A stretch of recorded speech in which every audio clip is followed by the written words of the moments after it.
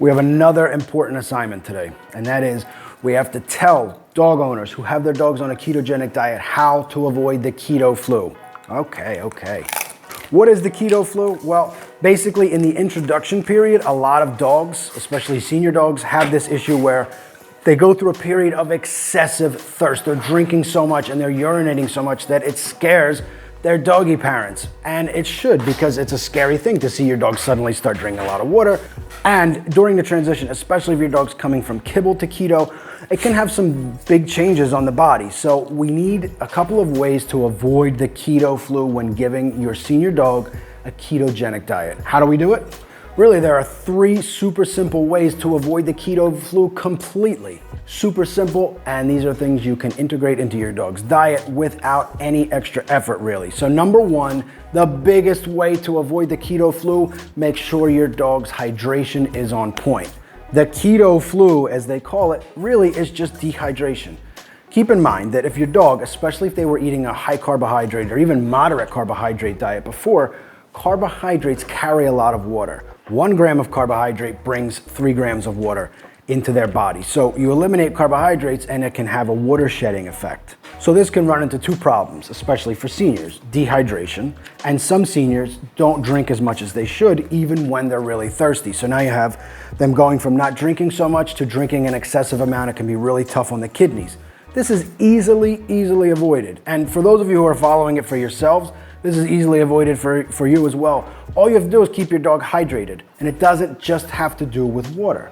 1, you can use water-heavy vegetables in their food. Even when they're transitioning to keto, they should be getting some vegetables. So things like broccoli, spinach, zucchini, all have a really high water content, sometimes up to 90%. So you're giving them a bunch of water, so this is more for dogs who don't drink as much. And then when you add a little bit of sea salt to their food, you're giving them sodium, and they're getting the potassium, magnesium, and vitamin C from these vegetables. Those are all directly tied with hydration and can help your dog hold on to their water and not have to go through this keto flu period. You can eliminate it completely just with number 1, and it's super simple.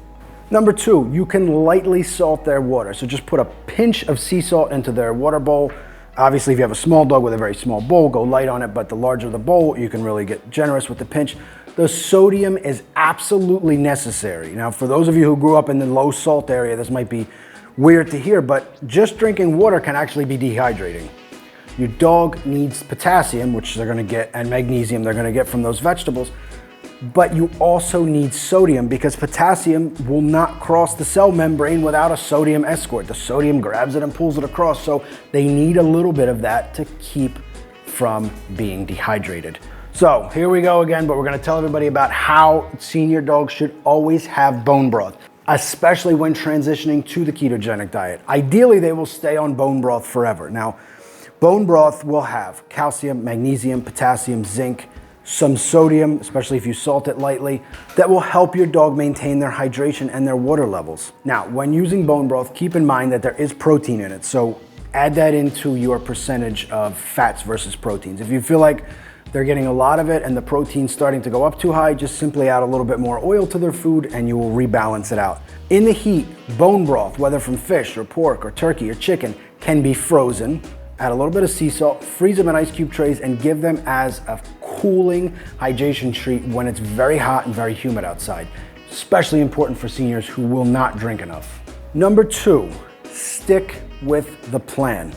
The transition can take a while, sometimes up to 120 days, but in my experience with my dogs, it's always been between 60 and about 115, 118 days to have them transition into ketosis. Don't falter on the plan because alterations will mess their system up. What does that mean? It means no commercial treats for a while. I know they may love treats, but you never know what some of these companies are putting in because they will sneak carbohydrates in very nefarious ways. Also, most of the treats on the market that would be good for them in general, like say dehydrated chicken or turkey, beef, fish, are gonna be really high in protein, so you're gonna start to mess with that balance, the 70-30 that we're looking for, 70% fat, 30% protein. So it can start to mess that balance up. Get the keto flu and throw it out your window. Defenestrate the keto flu by sticking to the plan. And number 3, what's number 3? How much do we talk about this on this channel? All the time. People are probably sick of hearing it by now. but keep your dog's gut health optimal before and during. So one of the other issues that comes along with keto flu is sometimes your dog can have loose bowels, they can have a little bit of diarrhea. Some dogs will vomit during the transition, but this is pretty rare. That could mean that you need to slow down with the transition, but it also means that your dog's gut health is probably not up to par and it needs to be optimized. So make sure they're getting a probiotic supplement. They're getting those water-heavy vegetables which act as a prebiotic, so they feed those probiotics that are coming in. And you're introducing those probiotics, again, through a pill supplement or tablet. You can put a liquid probiotic in their water bowl, and you can give them something like kefir. Now, kefir has some carbs in it, but you're really only giving about a teaspoon at a time, tablespoon at a time for a larger dog. The carbs are negligible, and you're giving them billions of probiotics, which will help their system acclimate and avoid the keto flu. Now, what if people want to learn how long it takes for a dog to go into ketosis and how to speed up the process? What should they do? Click this video right over here. You're always full of good ideas. Thank you, and we will be back next time.